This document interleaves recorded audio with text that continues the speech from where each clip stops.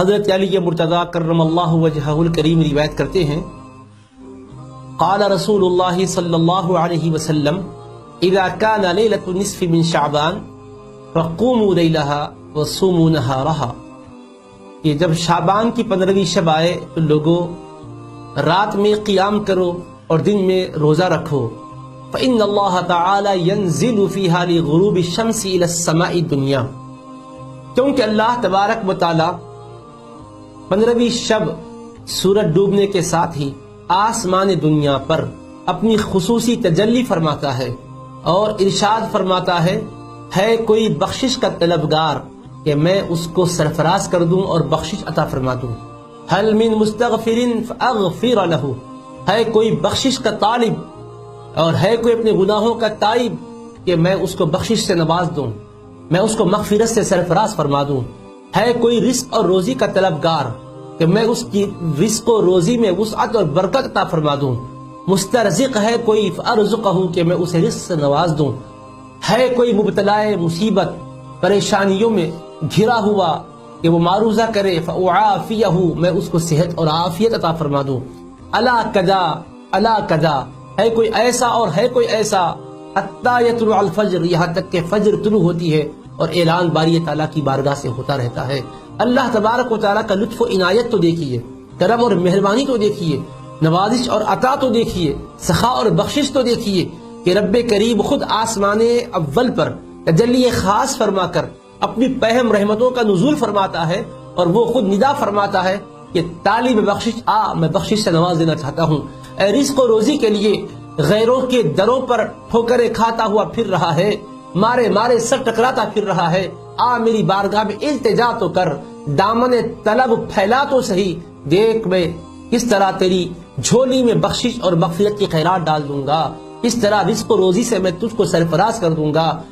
رزق و روزی کے لیے انسان جائز ناجائز ہر ذریعے کو اپنا رہا ہے اور ملازمت اور جاب کے لیے کہاں کہاں نہیں پھر رہا ہے،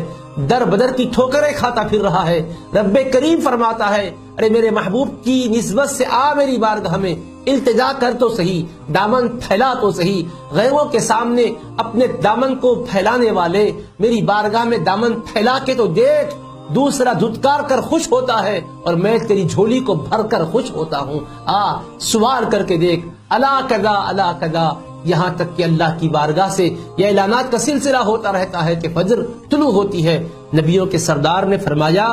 مغرب کے ساتھ ہی اللہ کی رحمت کا نزول شروع ہوتا ہے، صبح صادق تک یہ عنایتوں کا سلسلہ جاری ہوتا ہے۔ اور آپ سے میں ایک مثال کے ذریعے سے بات کرنا چاہوں گا کہ جب دنیا کا کوئی اگر مالدار سرمایہ دار یا ہماری حکومت کی طرف سے اعلان ہو جائے کہ ہماری حکومت کے جتنے بھی بینکس ہیں سب کھلے رہیں گے اور ٹائم مقرر کیا جائے گا کہ 9 بجے سے 5 بجے شام تک کھلے رہیں گے بینک، اور ہر کسی کو بینک سے پیسے دیے جائیں گے، 50-50 ہزار دیے جائیں گے، بہت زیادہ بڑی رقم بھی نہیں، 50 ہزار کا اعلان ہو جائے اور 9 بجے ٹھیک پہنچ جانا ہوگا، یقین جانیے گا کوئی رات سوئے گا نہیں،